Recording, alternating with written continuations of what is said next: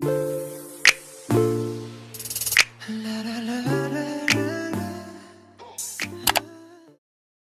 Magix, j'espère que vous allez bien, bienvenue dans cette nouvelle vidéo qui, je vous préviens, est plutôt intime, personal, puisque c'est une vidéo qui va être tournée sous forme d'un peu de chit-chat. Littéralement, je suis assise sur mon lit, vous êtes posé en face de moi, et je me livre à propos de mes sentiments et un peu à propos de ce qui se passe dans ma vie, puisque j'ai une grande annonce à vous faire, et je vais pas tourner autour du pot beaucoup plus longtemps, je vais vous la dire tout simplement comme ça parce que je ne sais vraiment pas par où commencer. Donc je pars vivre en Corée du Sud. Je pars vivre en Corée du Sud 4-5 ans et je vous avoue que je réalise pas parce que c'est vraiment quelque chose qui est énorme et je réalise petit à petit ça me fait stresser, ça m'angoisse, ça m'excite et en même temps je suis heureuse mais vraiment tout se mélange et je vous avoue que j'arrive pas trop à savoir où j'en suis actuellement. Tellement c'est incroyable et tellement c'est ouf. Bref, par où commencer déjà, pourquoi est-ce que je pars en Corée du Sud Eh bien, tout simplement pour réaliser mes études. Et je vais vous expliquer ce qui m'a fait prendre un peu cette décision. Pour commencer, il faut savoir que partir en Corée du Sud, pour y étudier, ça a toujours été l'un de mes souhaits. C'est ce que je souhaitais, c'est ce que je voulais. Mais en sortant de mon bac, et bah tout simplement, je me sentais pas d'avoir les épaules, ni d'être assez mature, assez grande et assez bien dans mon corps et dans mon esprit pour me sentir de faire cette aventure-là seule, loin de mes parents, etc. Et donc du coup, je me suis dit, bah écoute, rentre dans ton école de mode que tu souhaites intégrer, fais tes 3 ans, acquiers ton bachelor, et ensuite pars faire une année de césure pour étudier la langue en Corée du Sud. Why not? Ça, c'était mon plan au début, au départ.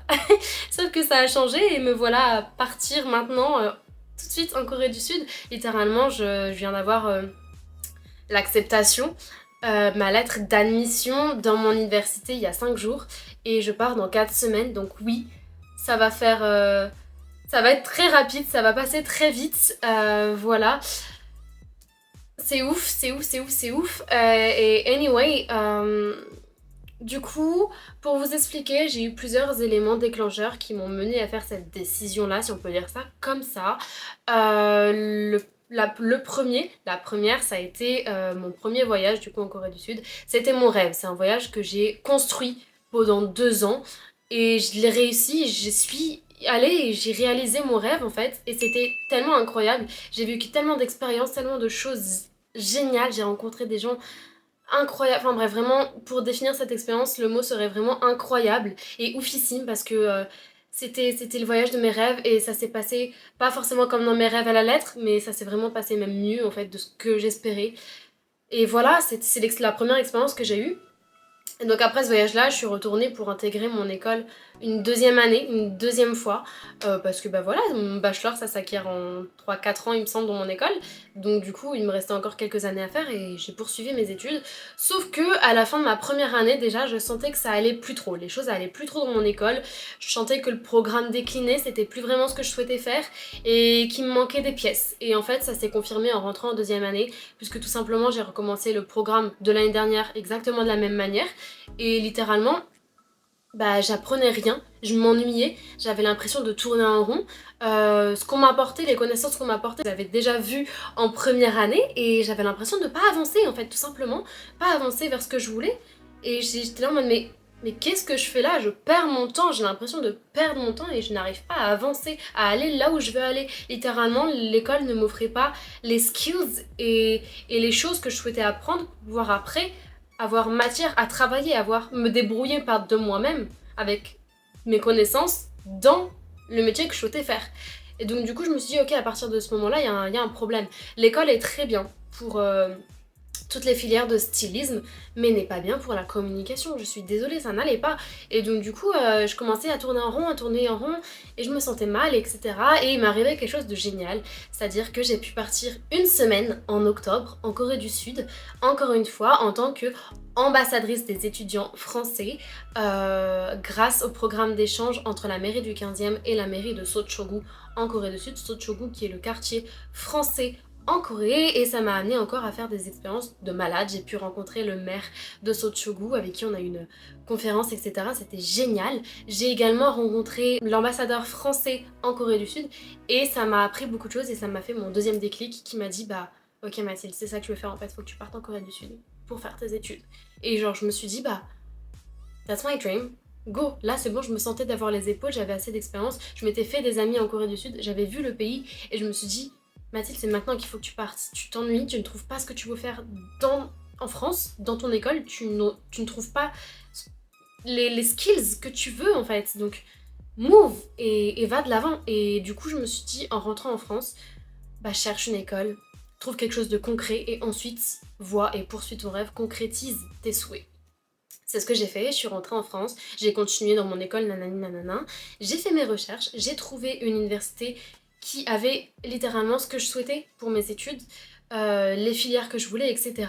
Et donc, je me suis dit, c'est ça que je veux, c'est cette école-là, c'est la troisième meilleure université, il me semble, si je dis pas de bêtises, en Corée du Sud. Go, je veux, c'est ça que je veux, en fait. C'est littéralement ce que je souhaite. Donc du coup j'en ai parlé avec mes parents que je remercierai jamais assez parce qu'ils m'ont toujours soutenue, toujours épaulée dans les moments les mieux comme les moments les pires et ils m'ont vraiment aidée et ils m'ont soutenue lors de cette démarche là et donc du coup j'ai pris rendez-vous une semaine après avec ma directrice et j'ai quitté mon école de mode pour me consacrer pleinement à cette inscription et ce nouveau départ. J'ai passé donc 3 mois à travailler mais également à faire mes papiers parce que ça demande énormément de temps et c'est vraiment des papiers qui sont compliqués à réaliser pour partir à l'étranger, étudier mais non seulement vivre. Il vous faut un visa, il faut faire tous les papiers d'inscription à l'université qui sont vraiment compliqués pour le coup. Tout ça en anglais et en coréen, donc bref, beaucoup de choses, beaucoup de challenges que j'ai réussi. Là actuellement, à l'heure où je vous parle, j'attends de recevoir mon visa. J'espère qu'il va arriver vite parce que je pars dans 4 semaines comme je vous l'ai dit, donc si j'ai pas mon visa, je suis dans la merde, mais bref, anyway, tout ça s'est concrétisé et heureusement qu'on m'a aidé parce que vraiment toute seule, c'est pas que je m'en serais pas sortie, mais j'aurais mis beaucoup plus de temps à faire les démarches et vraiment c'était compliqué à tout comprendre. Donc merci aux personnes qui m'ont aidé, vous vous reconnaîtrez vraiment, love you. Et voilà où j'en suis actuellement. Voilà, c'est ouf.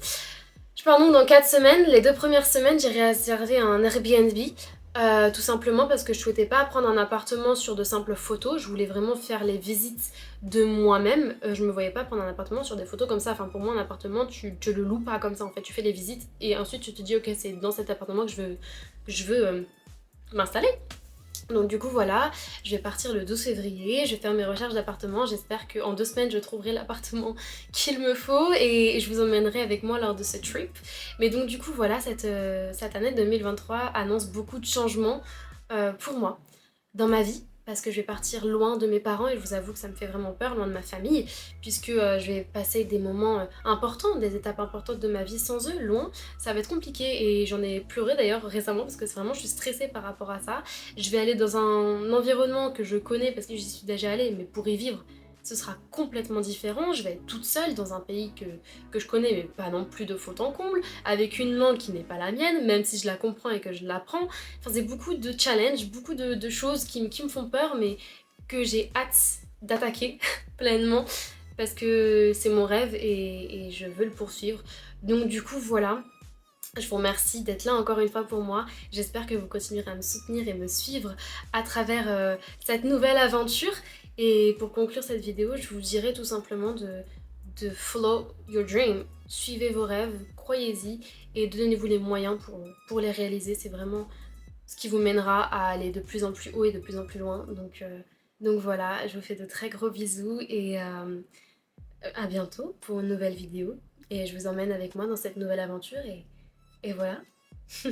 Bisous Magics, prenez soin de vous.